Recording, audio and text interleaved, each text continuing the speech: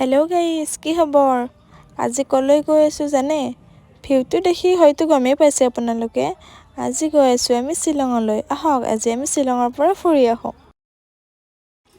Morning আমি 7:30 বজাতে ওলাইছিলোঁ, এতিয়া 9:30 বাজিল। এখন দোকানতে সোমাইছোঁ, ৰ'ব কিবা এটা খাই লওঁ। বাকী আমি প্ৰথমে এলিফেণ্ট ফলছ চাব যাম বুলি ভাবিছোঁ। তাৰপিছত কি হয় বাৰু সেইটো সময়ৰ লগত গম পোৱা যাব, যিহেতুকে আমি আজিয়ে ঘূৰি আহিম, তো আমি সময়টো চাই চিতিহে মিলাব লাগিব।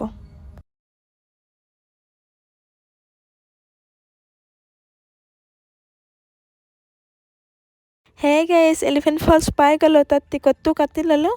5 ইয়াৰ্ছৰ ওপৰৰখিনিৰ বাবে 100 ৰুপিজ হয়, বাকী 5 ইয়াৰ্ছৰ তলৰখিনিৰ বাবে ফ্ৰী আছে।